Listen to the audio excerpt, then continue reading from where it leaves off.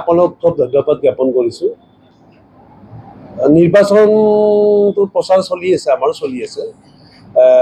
সকলো সকলো পলিটিকেল পাৰ্টিয়ে নিজৰ নিজৰ সংগঠন চলাই আছে, তেনেকৈ আমিও আম আদমি পাৰ্টিৰ ফালৰ পৰা চলাই আছোঁ আৰু যথেষ্ট সঁহাৰি পাইছোঁ। যোৱাকালি আমি দক্ষিণ গাঁও কাহিনীপাৰা 26 নম্বৰ ৱাৰ্ডত আমি কালি আছিলোঁ।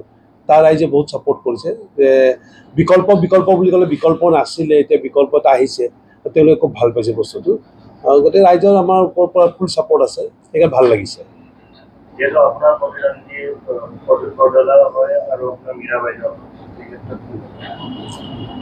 প্ৰদ্যুৎ বৰদলৈ মীৰা বাইদেউ দুইজনৰ মাজত মই আছোঁ। মই ইমান চিন্তা কৰা নাই, কাৰণ ৰাইজে দেখিব, ৰাইজে চাইছে তেওঁলোকে একচুৱেলি কি ৰাজনীতি কৰি আহি আছে। এতিয়া মীৰা বাইদেউ এবাৰ বিজেপি কৰিলে, তাৰপিছত JDU কৰিলে, তাৰ কংগ্ৰেছ কৰিলে, মানে দলটো মানে সলনি কৰি আছে। ঠিক তেনেদৰে সমান্তৰালভাৱে আজি আমাৰ দিছপুৰ সমষ্টিত কোনেও ভবা নাছিলে প্ৰদ্যুৎ বৰদলৈ যিজন কংগ্ৰেছৰ MP আছিলে, তেখেতক এক ৰাতিৰ ভিতৰত মানে পেৰাচুট লেণ্ডিং কৰি যে দিছপুৰত দিব বুলি, কিন্তু আপোনালোকে হয়তো ভবা নাছিলে, গোটেই দিছপুৰবাসী ৰাইজে জনা নাছিলে যে এনেকুৱা এটা কাণ্ড কাৰখানা হ'ব। গতিকে ৰাইজে এনেকুৱা ধৰণৰ যে নেতা, তেওঁলোকক নিশ্চয় ছাপোৰ্ট নকৰে। মই ভাবোঁ তেওঁলোকে আঁকোৱালি নলয়। আৰু আমাৰ আম আদমি পাৰ্টি ফালৰ পৰা মই যিহেতু নিৰ্বাচন খেলি আছোঁ, মই ইয়াৰে প্ৰপাৰ ল'ৰা হয়। তাৰোপৰি আগত কোনো ধৰণৰ ৰাজনীতিৰ লগত জড়িত নাছিলোঁ আৰু সামাজিক মাধ্যমৰ পৰাই মই সমাজ সেৱাই কৰি আহিছোঁ কলেজ টাইমৰ পৰাই। গতিকে সেই হিচাপে মোৰ এটা ইয়াৰ পাব্লিচিটি আছে আৰু ৰাইজে নিশ্চয় মোক আঁকোৱালি ল'ব। যিহেতু দেখা গৈছে যে জয়ন্ত দাসে ইয়াৰে আপোনাৰ স্থায়ী বাসিন্দা হিচাপে নিৰ্দলীয় প্ৰতিদ্বন্দ্বী কৰি আছে, তাৰ কি ক'ব? জয়ন্ত দাস ডাঙৰীয়া তেখেত নিৰ্দলীয় খেলিব বুলি মই জানো বাৰু, মোৰ একদম ওচৰৰে হয়। তেখেত বিজেপিৰ পৰা নিৰ্দলীয় হৈছে। গতিকে বিজেপিৰ যিখিনি একচুৱেল কৰ্মকৰ্তা আছে, তেওঁলোকৰ কিছুমান কৰ্মকাণ্ড এনেকুৱা আছে যে প্ৰাৰ্থীজন কোন হয় এইটো নাচায়, তেওঁলোকৰ পাৰ্টিত যিয়ে খেলিছে তাকেই তেওঁলোকে ছাপোৰ্ট কৰে, যিখিনি কৰ্মকৰ্তা। জয়ন্ত দাস ডাঙৰীয়াৰ কোনখিনি কৰ্মকৰ্তা কাম কৰিছে মই ক'ব নোৱাৰিম। যদি বিজেপিৰে কৰ্মকৰ্তা কাম কৰে তেওঁলোকে নিশ্চয় বিজেপি ৰিজাইন দি আহিব লাগিব, নহ'লেতো নহ'ব। কিন্তু সেই হিচাপে মই ভাবোঁ জয়ন্ত দাস ডাঙৰীয়াৰ সৈতে মোৰ একো প্ৰব্লেম নাই। আৰু মোৰ যিও হ'ব, যিহেতু বিজেপিৰ মানে কৰ্মকৰ্তা বহুত বেছি, পাৰ্টিটো ডাঙৰ, আজি 10 বছৰ হ'ব তেওঁলোকে আমাৰ শাসিত চৰকাৰ চলাই আছে তেওঁলোকে। গতিকে মোৰ লগত যিটো মানে কম্পিটিশ্যন হ'ব, সেইটো বিজেপিৰ লগতে হ'ব। যিহেতু আপোনাৰ দিছপুৰ সমষ্টিৰ যিসকল লোক আছে, যদি আপোনাৰ কাম আছে, কিন্তু মই যিহেতু দিছপুৰ সমষ্টিত প্ৰতিদ্বন্দ্বিতা কৰিছোঁ, যদি ৰাইজে মোক জিকাই আনে তেতিয়াহ'লে প্ৰথমতে কিছুমান এনেকুৱা ছিষ্টেম কৰিব লাগিব। মই কৰিম। বিশেষকৈ দুটামান ডিপাৰ্টমেণ্ট আছে য'ত মানুহৰ বহুত হাৰাশাস্তি হয়, মই নিজেও চাফাৰাৰ হয়। গতিকে সেইবোৰ ডিপাৰ্টমেণ্ট ছিষ্টেম কৰিব লাগিব, টাইমত অহা, মানুহৰ হাৰাচমেণ্টটো নকৰা, সেই এটা। আৰু দিছপুৰবাসী ৰাইজে আমাৰ সমষ্টিত মেইন খোৱা পানীৰ প্ৰব্লেম এটা, সেইটোতো আজি ঘৰে ঘৰে পানী দিম বুলি কৈছিলে 22ত মুখ্যমন্ত্ৰী ডাঙৰীয়াই, চুইচ টিপিলে পানী পাব, কিন্তু এইবিলাকতো ফুটুকাৰ ফেন হ'ল, তেনেকুৱা ধৰণৰ কোনো পানী পোৱা নাই। এতিয়া জাইকাৰ ক'ৰবাত কানেকশ্যনটো দিছে, কিন্তু এভেইলেবিলিটিটো হোৱা নাই। গতিকে দিছপুৰ সমষ্টিত মই পানীৰ কাৰণে মেইনলি কৰিম। আৰু তাৰ আৰু আছে আমাৰ সীমা সুৰক্ষা যিটো আছে আমাৰ দিছপুৰত, কাষতে লাগি আছে আমাৰ মেঘালয়ে যিখিনি মানে আমাৰ দিছপুৰৰ যিখিনি মাটি আমাৰ অসম ছাইডটো বহুতখিনি হেঁচি ঠেলি আহিছে। আৰু আমাৰ সীমান্তৱৰ্তীত যিখিনি আমাৰ অসমীয়া লোক তেওঁলোক আছে, তেওঁলোকৰ লগত মাৰামাৰি কাজিয়া হৈয়ে থাকে।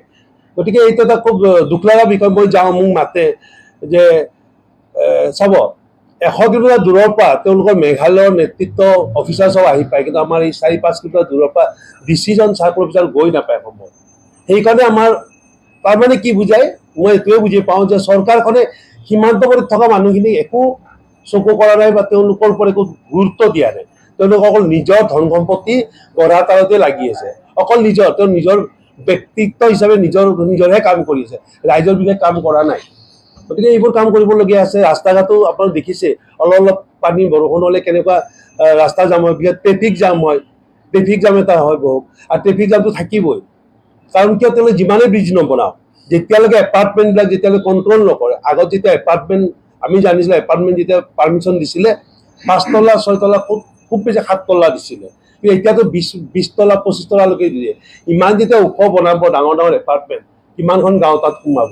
আৰু এটা ফেমিলি 2খন গাড়ী আজিকালি কম্পালচৰি থাকে, আপোনালোকে জানে। আৰু সেইবোৰ গাড়ী এই ৰাস্তাতে চলিব। ৰাস্তাটো বহল হোৱা নাই, ফ্লাইঅভাৰহে হৈছে। গতিকে এই ট্ৰেফিক জামটো যেতিয়ালৈকে পেপাৰখনে কণ্ট্ৰল নকৰে তেতিয়ালৈকে কিন্তু এই ট্ৰেফিক জাম চলিয়েই থাকে। আমাৰ দিছপুৰ যে হাইৱেৰ যিখন ব্ৰিজ, ইয়াতে সেই একেই অৱস্থা। মোৰ ঘৰলৈকে লাইন লাগি যায়, প্ৰায় 1 কিলোমিটাৰ দূৰলৈকে এতিয়াও লাইন লাগি যায়। আৰু ব্ৰিজখন যেতিয়া নাছিল তেতিয়াও একেই, এতিয়াও আমি একেই দেখিবলৈ পাইছোঁ। তো তেওঁলোকে কি কৰিছে ডেভেলপমেণ্ট একো বুজি পোৱা নাই।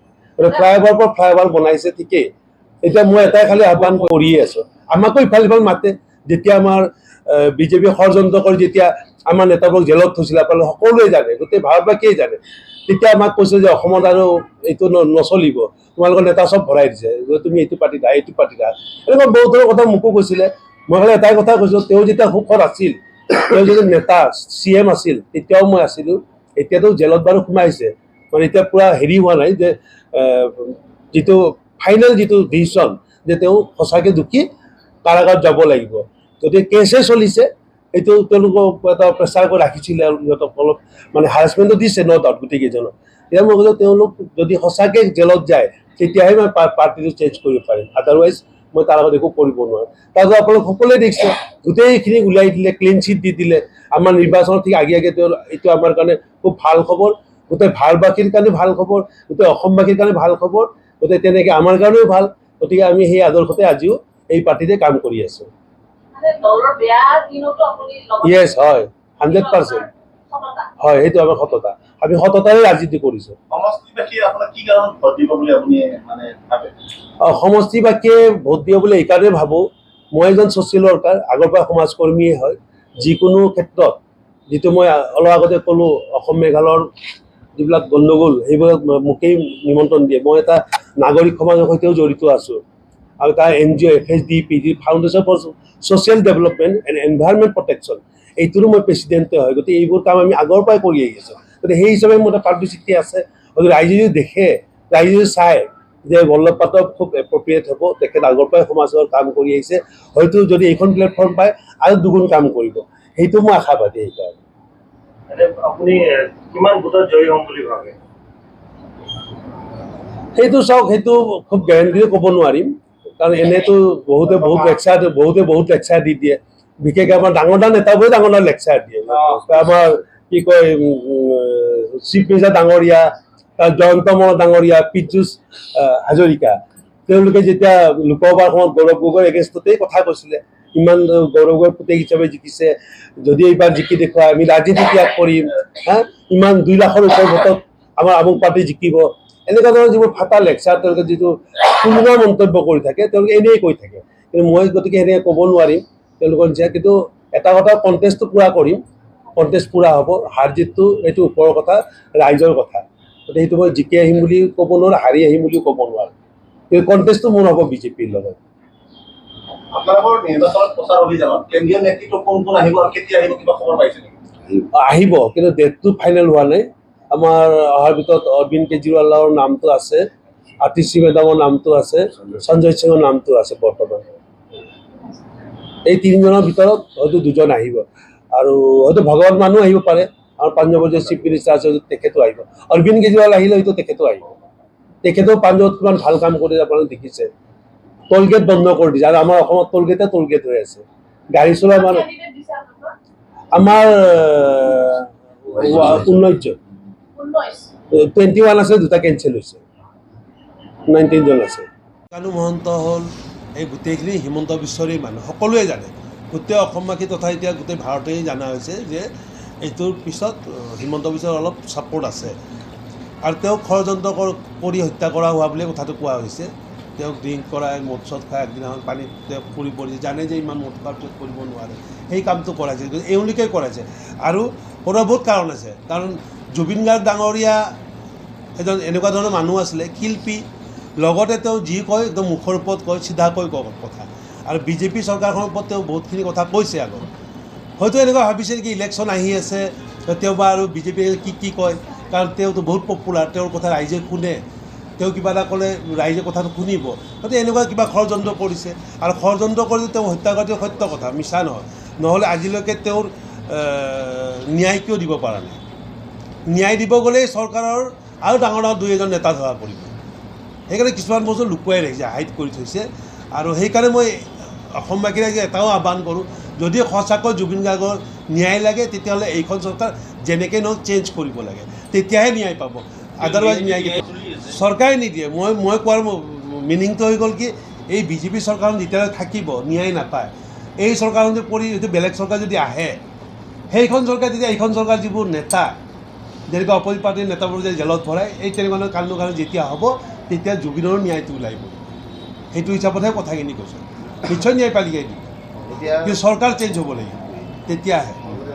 জ্যেষ্ঠ নাগৰিক হিচাপে মই ব্যৱহাৰ কৰিব বিচাৰিছোঁ, মোৰ এই ৭২টা বছৰ বয়সত বহুত পলিটিকেল পাৰ্টিৰ উঠান পতন দেখিলোঁ, কিন্তু আমাৰ দুখৰ বিষয় যে আমাৰ কোনো পলিটিকেল পাৰ্টীয়ে এখন হাতৰ তলত থাকি এটা বলিষ্ঠ কথা দাঙি ধৰিব নোৱাৰিলে, যিটো কাৰণে আজি বিজেপি গভৰ্ণমেণ্টে আমাক এইটো কৰিবলৈ হৈছে। কেইটামান প্ৰশ্ন কৰিছে যে আমি কিমান ভোট পাম, এই ভোটটো পোৱাটো এনালাইচিছ আমি কৰাটো খুবেই টান। এইটো পাৰিব কোনে? হেমন্ত বিশ্বই পাৰিব। তেওঁৰ কোনো কেলকুলেশ্যন নাই, কাৰণ তেওঁৰ প্ৰিণ্টাৰৰ হাতত, মেচিনাৰী তেওঁৰ হাতত, গতিকে কোনটো পাৰ্টি ক'ত জিকিব তেওঁ কৈ দিব পাৰিছিলে। গতিকে এনেকুৱা ধৰণৰ অদ্ভুত কামবোৰ তেওঁলোকে কৰি আছে। তাৰোপৰি চাওক, আমি সদায় চবেই যে সেইখন শৰাইঘাট শেষ কাৰণ বুলি কয়, গতিকে আচল যুদ্ধখন এইখনে আমাৰ শৰাইঘাট শেষখন। আমি এইখনত যদি সকলো জনসাধাৰণে, সকলো বিৰোধী পক্ষ একগোট হৈ যদি আমি এই ভ্ৰষ্টাচাৰী গভৰ্ণমেণ্টৰ একে নালাগোঁ, আমি কোনোদিনে পাৰ পাব নোৱাৰোঁ। কাৰণ তেওঁলোকে প্ৰত্যেকটা কথাতেই আমাৰ মিছা মাতি আছে। এখন ষ্টেটৰ চিফ মিনিষ্টাৰ, তেওঁ বন্দুকটোৱে মিয়াজনক মাৰ দেখুৱাইছে, কিমান ডাঙৰ ক্ৰাইমছ কৰিছে।